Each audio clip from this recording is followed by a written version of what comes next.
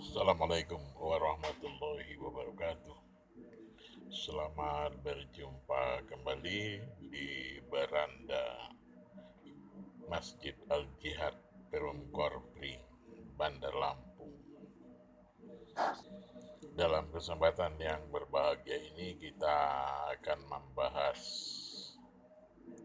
tentang bagaimana masa depan nasib umat ini apabila dikaitkan dengan beberapa peristiwa di beberapa hari terakhir ini.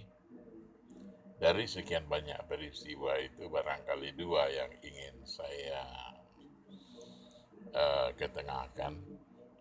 Yang pertama adalah didatanginya sebuah pesantren oleh sekelompok orang yang berseragam mirip seragam Satpol PP. Mereka meminta data-data tentang pesantren. Kira-kira demikianlah, karena mereka akan memeriksa. Karena itu terjadi sekitar jam 12 malam, maka permintaan mereka ditolak. Sekitar 1 jam kemudian, kira-kira, mereka datang lagi dengan jumlah yang lebih banyak. Bukan hanya menggunakan pakaian mirip Satpol PP, tetapi ditambah lagi dengan sejumlah orang yang menggunakan pakaian mirip polisi. Ya, tuan rumah pihak pesantren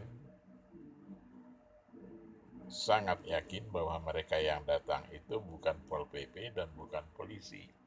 Yang sejatinya mereka hanya menyaru saja dan menggunakan pakaian, dan lagak-lagunya tidak seperti petugas.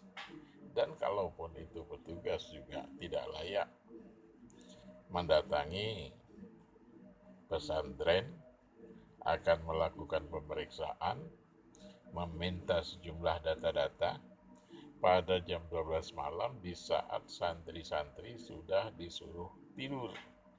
Santri itu memang disuruh tidur lebih awal untuk bangun lebih awal. Santri itu tidak dibolehkan begadang karena pada jam-jam tertentu mereka harus bangun, melaksanakan sholatul lail dan melaksanakan ibadah-ibadah malam lainnya, termasuk belajar dan lain sebagainya. Sampai dengan subuh mereka belajar dan mengikuti kuliah atau tausiah subuh. Dan permintaan petugas yang menyaru ini ditolak. Dalam waktu yang tidak terlalu jauh terjadi juga di tempat yang lain. Ada sebuah musola dicoret-coret sampai kotor, yang tentu saja mereka tidak dikenal, tidak dilihat. Sebelumnya ketika dilaksanakan sholat zuhur, musola dalam keadaan bersih, dan pada saat akan melaksanakan sholat asar, tiba-tiba jamaah menemukan musola sudah centang perenang dan penuh dengan tulisan-tulisan yang sangat tidak layak dituliskan di situ. Di samping itu juga ada sejumlah Al-Quran yang dirobek-robek dan dikucar-kacir di atas lantai. Selaku warga negara yang baik, ini akan kita serahkan saja kepada kepolisian. Kita yakin kepolisian nanti akan sangat mampu menyelesaikan masalah ini, asalkan kepolisian berpegang setidaknya kepada dua hal. Yang pertama, berpegang kepada kebenaran. Yang kedua, berpegang juga kepada kejujuran. Dengan dua modal itu, banyak sekali masalah-masalah yang bisa diselesaikan oleh kepolisian dalam jangka waktu sesingkat-singkatnya, dan kita percaya itu. Tetapi walaupun itu sudah kita perserahkan kepada kepolisian dan kita merasa yakin polisi akan sanggup menyelesaikannya, tidak ada salahnya kalau kita juga mempersiapkan diri. Siapa tahu bahwa yang akan datang ini gangguan-gangguan itu modusnya akan lebih berkembang lagi, setidak-tidaknya seperti apa yang dilakukan oleh PKI dalam beberapa kali. PKI melakukan pembunuhan terhadap umat Islam, terhadap kiai, terhadap santri, dan lain sebagainya. Dan puncak-puncaknya adalah pada 30 September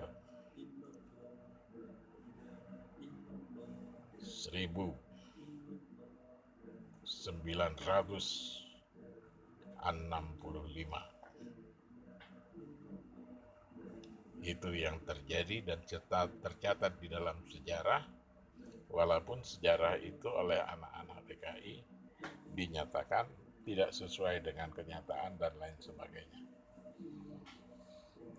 Nanti itu urusan lain dan ada yang menyelesaikan. Mengingat perkembangan-perkembangan yang demikian dan semakin hari semakin berkembang, setelah terjadi penusukan dan lain sebagainya, lalu didatangi tengah malam, lalu masjid musola dicoret-coret, maka tidak ada salahnya kalau kita mempersiapkan diri mengantisipasi hal-hal yang buruk yang sangat mungkin akan terjadi kepada umat Islam. Yang manakala umat Islam tidak mempersiapkan diri, nanti kita akan mendapatkan kesulitan-kesulitan yang semestinya sudah kita antisipasi sejak awal. Yang saya maksudkan adalah mengacu kepada ulama dahulu. Dahulu ulama itu berhasil menghantar umat Islam hingga mencapai persentase 99% itu dikarenakan 3 hal. Pertama, ulama itu menguasai ilmunya. Yang kedua, ulama juga sukses dalam berniaga. Yang ketiga, ulama itu pandai bela diri dan pandai juga, terampil juga melakukan pengobatan-pengobatan. Barangkali ini adalah sebuah acuan yang bagus, tetapi yang ingin saya garis bawahi bahwa pada saat ini memang barangkali sudah saatnya kita persiapkan generasi muda kita agar menjadi generasi muda yang mampu melindungi dirinya sendiri dan sekaligus mampu melindungi orang lain. Pesantren-pesantren dahulu sudah terbiasa itu mengajarkan bela diri, sehingga manakala terjadi sesuatu dan lain hal, maka mereka mampu menyelamatkan diri, membela diri, dan mampu juga membantu orang lain. Walaupun banyak juga di antara ulama kita, banyak juga di antara santri-santri itu, sudah tidak terhitung banyaknya, mereka dikubur hidup-hidup dan lain sebagainya. Dan itu biarkanlah sejarah yang mencatat dan menjadi pelajaran bagi kita. Tetapi yang akan datang, jangan sampai hal-hal yang buruk itu terjadi lagi.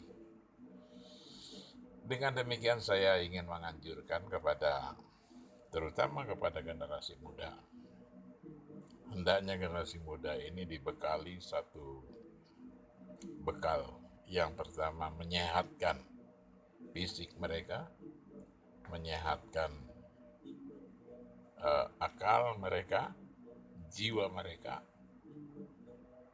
dan sekaligus bisa diselamatkan dari kesesatan dan lain sebagainya. Yang saya maksudkan bahwa Islam ini memiliki kekayaan yang luar biasa. Dari dahulu sampai dengan sekarang ada satu ilmu yang dipelihara terus oleh umat Islam, yaitu pelajaran bela diri.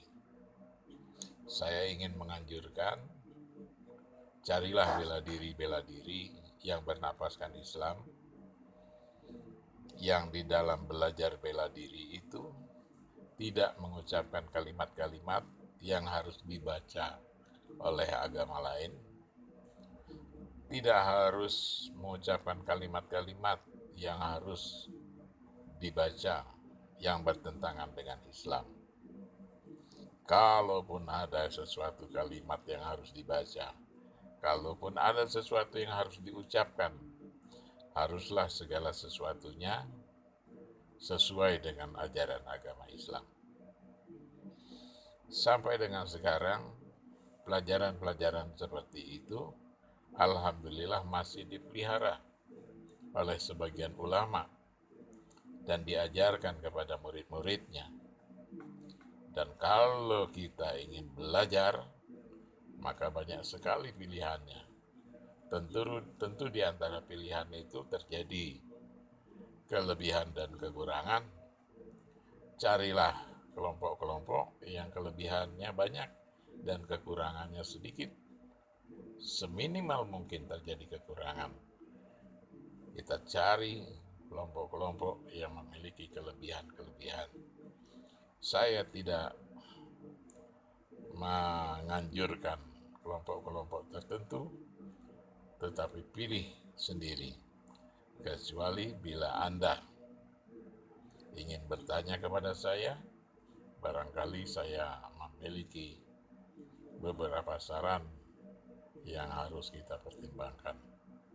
Tapi sekali lagi, berdasarkan situasi dan kondisi perkembangan terakhir ini, maka nampaknya umat Islam itu semakin tersudut dan bahkan semakin terancam.